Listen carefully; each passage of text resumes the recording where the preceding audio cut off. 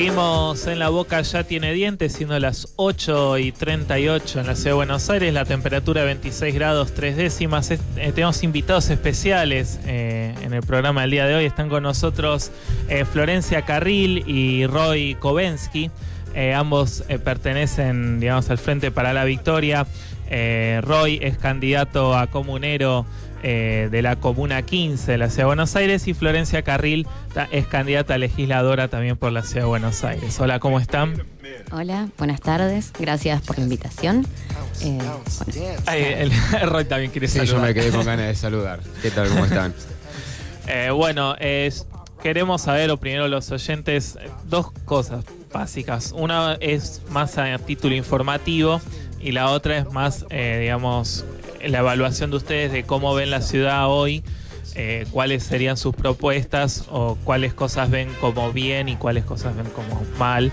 Y la que es a título informativo sería un poco que nos hablen de cómo son las PASO, para que también los oyentes puedan entender, porque puede haber un montón de oyentes, de hecho generalmente la mayoría, podríamos decirnos, es como que todavía no estamos muy cancheros con esto de las PASO, que se elige, cómo son los candidatos y demás. Bueno, túrnense para hablar. Dale. Bueno, en principio, si quieren, explicamos un poco esto de qué se tratan las PASO. Las PASO, bueno, son las primarias, abiertas, simultáneas y obligatorias. Es el primer año que va a haber PASO en la ciudad de Buenos Aires. Anteriormente tuvimos PASO a nivel nacional, pero no en la ciudad. Esto lo que implica es que cada partido o frente de varios partidos tiene, en lugar de un solo candidato, varios candidatos. Esto puede ser en cualquiera de sus categorías. En este caso, elegimos 3 categorías. Una que es jefe de gobierno, otra que es legisladores y otra que es comuneros. En cada una de esas categorías puede haber más de un candidato o más de una lista, en el caso de los legisladores y los comuneros, que son más de uno siempre. Lo que hacen las primarias es que hay un primer voto obligatorio para toda la población previo a la elección donde realmente se eligen los candidatos, donde cada uno vota quién quiere que sea su candidato dentro de la variedad de candidatos que pone cada partido o frente de partidos. Por lo tanto, en este caso, por ejemplo, el Frente para la Victoria presenta más de un candidato a jefe de gobierno, 2 listas a legisladores y, dependiendo en cada comuna, 1, 2, 3 o más de una lista a comuneros. Bueno, Roy sería un candidato a comunero. Sí, con respecto a lo que decía acá la compañera Florencia, me parece importante resaltar y que se entienda que son internas, porque puede llegar a generar mucha confusión ver que hay un montón de candidatos que se presentan. Lo importante es que se entienda es que muchos de los que van por el mismo partido pertenecen a ese mismo partido. Claro, exacto. Por ejemplo, si yo te puedo elegir, no sé, acá Van Diego, el hijo, están todos dentro del mismo partido. Claro, en este caso, en el Frente para la Victoria se presenta Recalde, Gabriela Cerruti, Gustavo López, Heller, Ibarra y también Oviedo. Son 6 candidatos que presenta el Frente para la Victoria. De todos esos va a quedar uno solo. Y de las 2 listas a legisladores se cruzan después con la cantidad de votos que tienen, queda una sola lista a legisladores. De la lista comuneros, en cada una de las comunas queda una sola lista comuneros por el Frente para la Victoria. Está bien. Lo mismo pasa con las otras internas, como por ejemplo hoy en día hay mucho revuelo, la interna entre Gabriela Michetti y Rodríguez Larreta. Sí. De ellos 2, la población va a elegir cuál es el candidato. Lo mismo también en otras fuerzas. Exacto. Bueno, ¿cómo ven o evalúan o ven la ciudad hoy, digamos, y qué cosas se podrían hacer a través de la legislatura, a través de la comuna, para poder mejorar, y cuáles se podrían tomar como, digamos, bueno, hicieron esto, se puede sumar, o bueno, directamente esto es una política que habría que cambiarla? Bueno, como un tema, por ejemplo, muy importante que nosotros venimos trabajando hace bastante es el tema de vivienda. Como en todo, es necesario aclarar que no hay una sola política que pueda solucionar toda la complejidad de un problema.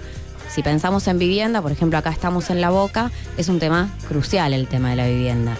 Hay muchos desalojos, hay muchas propiedades que son casas tomadas, que le decimos normalmente, o un conventillo de repente se incendia mágicamente, aparece ahí una torre de un montón de pisos. En lo que tiene que ver con vivienda, nosotros creemos que un tema muy importante tiene que ver con las propiedades para el alquiler. En la ciudad de Buenos Aires hay aproximadamente 300.000 personas que tienen problemas habitacionales graves. Sin embargo, hay aproximadamente 150.000 viviendas que están vacías. Vacía, eso es lo que... Nosotros a veces creemos que el problema de la ciudad de Buenos Aires es que cada vez vive más gente en la ciudad de Buenos Aires. Pero en los últimos 50 años la población se mantuvo estable. Sí. Entonces es un error creer que cada vez hay más gente. Si no hay más gente y vemos todo el tiempo que se construyen viviendas, el problema es que la gente está viviendo cada vez más apretada o que también van cambiando las pautas de vida. Antes era muy común que los jóvenes vivieran con sus padres hasta el día que se casaban y se fueran a vivir en pareja. Hoy hay mucha más gente que vive sola, que se va a vivir solo antes. Hay otras cosas que tienen que ver con pautas culturales. Por ejemplo, hace muy poquito salió un programa del gobierno de la ciudad que lo que propone es que se pueda acceder al alquiler y el gobierno de la ciudad te da una garantía, o sea, aparece el gobierno de la ciudad como garante. Y después te da un préstamo para que puedas entrar, lo que se le dice así, todos le decimos así. Cuando vos vas a una inmobiliaria te dicen, para entrar necesitas tanto. Son un alquiler, que es ese mes, un alquiler por adelantado que te queda como reserva, más los 2 meses de alquiler que se queda la inmobiliaria como comisión.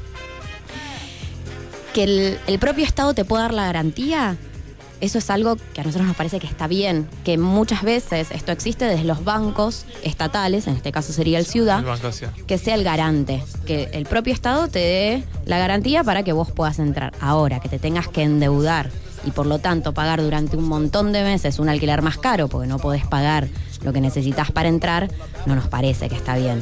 Creo que lo que debería hacer una política activa por parte del gobierno, en este caso de la ciudad, tiene que ver con la regulación del mercado inmobiliario.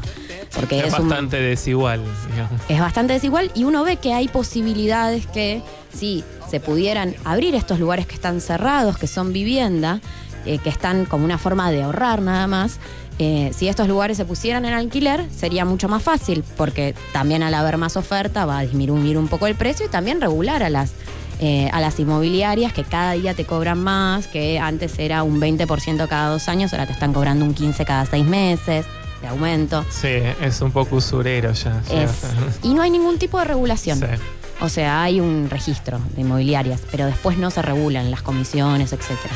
Entonces creemos que una de las vías de solución tiene que ver con eso, regulación del mercado inmobiliario, puesta en alquiler de los inmuebles ociosos, que hay diferentes maneras, en general es poniendo impuestos a los que son ociosos, y después una política, en todo caso activa, respecto a construcción en determinados lugares. A nivel más general, el tema, por ejemplo, que puede ser educación o salud, ¿cómo lo ves? A nivel de educación, nosotros lo que venimos proponiendo y creyendo que es fundamental es, ahora estamos de nuevo con el tema de las vacantes, arranca el año, si hay problemas. El principal problema con las vacantes tiene que ver el nivel inicial. De hecho, un problema importante que hay es lo que tiene que ver con jardines maternales, como los conocemos normalmente. La Constitución de la Ciudad de Buenos Aires dice que la educación tiene que ser pública y gratuita y garantizada por el Estado desde los 45 días.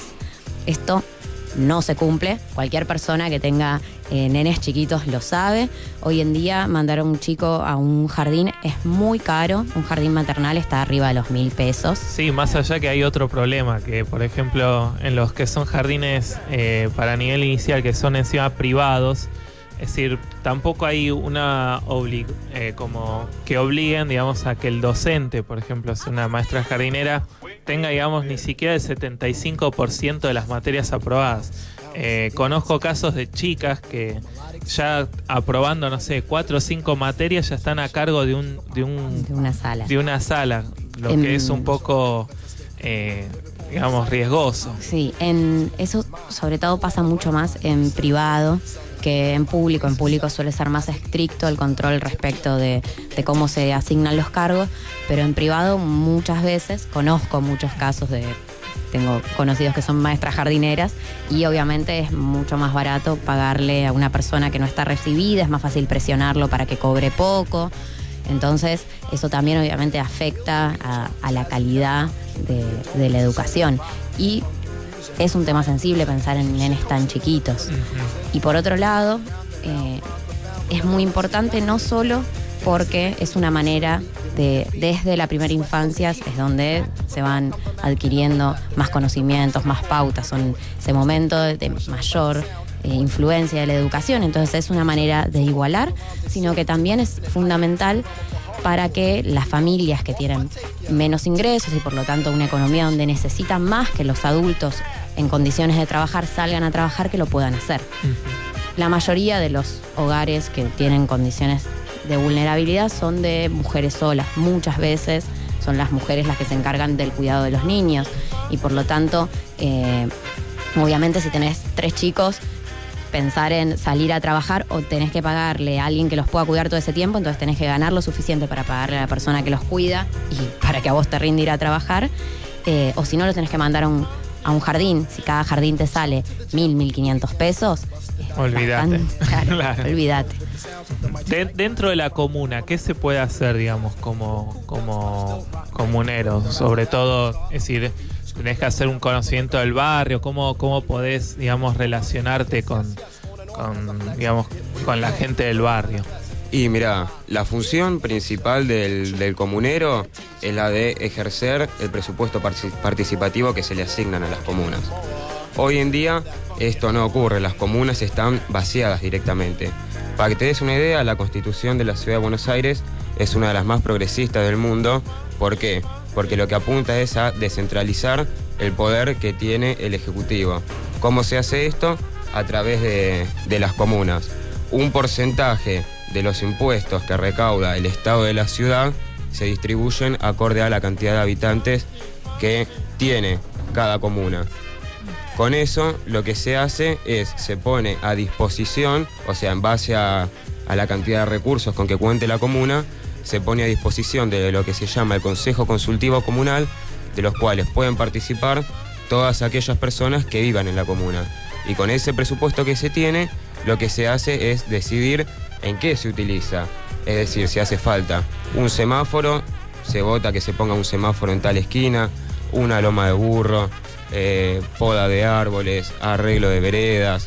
Pero hoy en día esas cuestiones no se pueden resolver porque directamente no se le asignan los recursos a la comuna. Entonces, por ejemplo, una anécdota, lo que ocurre en la Comuna 15 cuando es temporada de poda es que los comuneros tienen que salir a perseguir a la empresa que se encarga de hacer toda la poda para que no chamullen, por decirlo de alguna forma, con respecto a la cantidad de árboles que van cortando. Claro. Y la comuna no puede por sí misma ejercer la poda porque no tiene cómo pagarlo. Claro. Es decir, en cierto punto es como que el sistema de comunas todavía no tiene como un real éxito porque no digamos, desde el Estado, es decir, no hubo un gran incentivo a que esto funcione. Las leyes están, la ley de comunas existe, están las posibilidades para que eso se haga. Lo que pasa es que no hay una voluntad política de asignar los recursos correspondientes y por lo tanto los comuneros hacen todo el trabajo que pueden, como por ejemplo contaba recién Roy del trabajo que hacen súper valioso los comuneros en la Comuna 15 o en tantas otras comunas, pero si no hay una voluntad real de transferir esas potestades a la comuna, es muy limitado lo que se puede hacer. Bueno, les agradezco por estar acá con nosotros, comentarnos un poco las ideas. Está bueno que los oyentes digamos, escuchen este tipo de ideas, este tipo de propuestas, cómo funciona, digamos, en qué harían hincapié, es bastante valioso. Así que bueno, muchas gracias por haber estado acá con nosotros en el programa. Muchas gracias por la oportunidad que nos dan de venir y de contarles un poquito de qué se tratan nuestras propuestas. Si quieren saber más, paso el chivo. Nos pueden buscar en Facebook, a mí me buscan Florencia Carril y ahí se van a enterar de más sobre nuestras propuestas, de las actividades que hacemos, de la agenda de campaña. Buenísimo, muchas gracias. Gracias a ustedes. Vamos con algo de música con